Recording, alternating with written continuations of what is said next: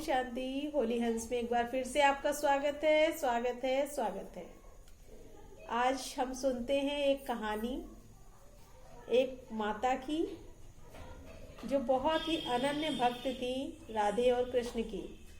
और पास ही उनके घर के एक मंदिर बना हुआ था राधे कृष्ण का, और रोज वो मंदिर के दर्शन करने जाती थी और दर्शन करके हमेशा प्रसन्न रहती थी। और उनको बहुत सारे बच्चे जो थे उनको बहुत ऐसी वैसी बातें बोलते भी, तब भी वो कभी किसी से नाराज नहीं होती थी और वो हमेशा प्रसन्न रहती थी। तो मंदिर के दर्शन करने जाती थी। मंदिर के पंडित से को बोलती थी कि देखो पंडित जी, आप कितना काम करते हो, कितना मेहनत करते हो, आप भगवान की रोज सेवा करते हो, रोज इतने सारा उनको नहलाते हो, फिर ये कपड़े वपड़े पहना के सजा के धरते हो, इनको कितने मेहनत करते हो। तो पंडित जी सोचने लगे ये तो भोली माता है, इसको मैं क्या समझाऊं, और वो हंस के रह गए। इस तरह से कई दिन बीतते चले गए। पंडित जी के एक दिन जो है पंडित जी को कहीं बाहर जाना था, तो पंडित जी ने सोचा कि चलो ये भोली माता रोज ही आती है, इसी को मैं यहाँ पर 2 दिन की सेवा के लिए रख देता हूँ। तो उन्होंने भोली माता को बुलाया, बोला देखो माता जी, भोली माँ आप रोज आती हो, तो क्यों नहीं आप 2 दिन सेवा कर लेती हो राधे कृष्ण की, तो यहाँ रह के सेवा कर लो, मुझे किसी काम से बाहर जाना है। तो भोली माता ने कहा हाँ, मैं रोज दर्शन करने तो आती हूँ, फिर मैं सेवा भी 2 दिन कर लेती हूँ। और उन्होंने हाँ कह दिया। इस तरह से पंडित जी तो चले गए। अब वो बूढ़ी बहुत थी माता, उससे ज्यादा काम तो होता नहीं था।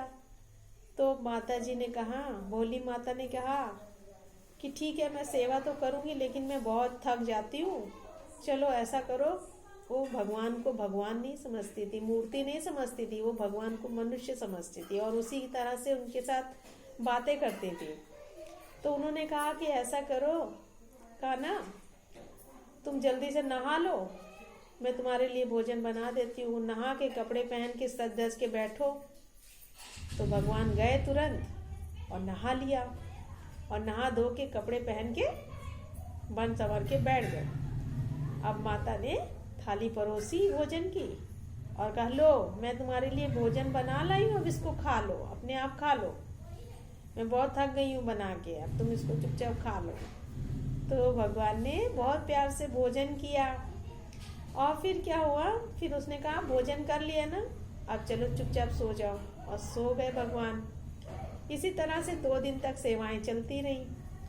तीसरे दिन पंडित जी वापस आ गए। पंडित जी ने आए और पूछा, भोली माता तुमने राधे कृष्ण की सही से सेवा करी या नहीं? बोली हाँ मैंने बहुत सेवा की। मैंने ज्यादा कोई सेवा वैसे की नहीं, मैंने तो बस खाली उनको भोजन बना के दे दिया। वो नहाते खुद थे, कपड़े खुद पहनते थे। मैंने कहा मैं तो भाई इतना काम नहीं कर सकती हूँ, अपने आप करो, और वो सब अपने आप कर लेते थे, मैं उनको खाली भोजन बना के दे देती थी। पंडित जी ने कहा ये कैसे हो सकता है कि भोजन बना के, इसका मतलब सही से सेवा करी नहीं है इन्होंने। तो उन्होंने कहा कि अब मैं जा रही हूँ अपने घर, मैं बहुत थक गई हूँ, और पंडित जी ऐसे कह के जाने लगी। पंडित जी ने सोचा देखना पड़ेगा। पंडित जी ने कहा ऐसा, रुको रुको भोली माता ठहरो, अभी 1 रात के लिए और रुक जाओ, क्योंकि मैं बहुत थक गया हूँ 2 दिन के सफर में, 1 दिन जो है मैं आराम कर लूँ, फिर कल से तुम चली जाना। बोली ठीक है, 1 दिन की बात है, चलो कर लेते हैं।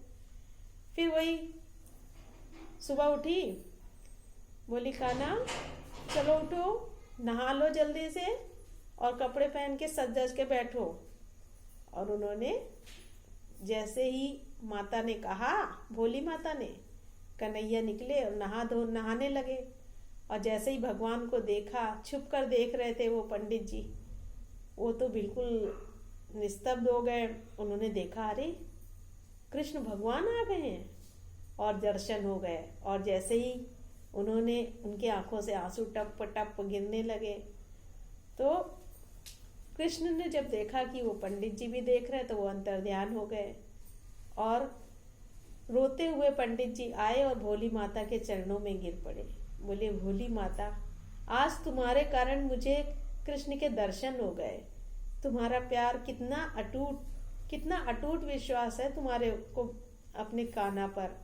और भगवान चाहते हैं कि हम उनसे अटूट विश्वास के साथ बात करें। खाली मतलब के लिए, खाली अपना काम पूरा करने के लिए भगवान को नहीं याद करें। भगवान को दिल से चाहें तो भगवान भी हमारी हर मुराद, हमारी हर बात पूरी करने के लिए सदा हाजिर है। तो भगवान से प्रेम करो, क्योंकि वो प्रेम का सागर है और वो प्रेम से तुम्हें भर देगा। अच्छा, कहानी कैसे लगी कमेंट में जरूर लिखें। अच्छा, ओम शांति।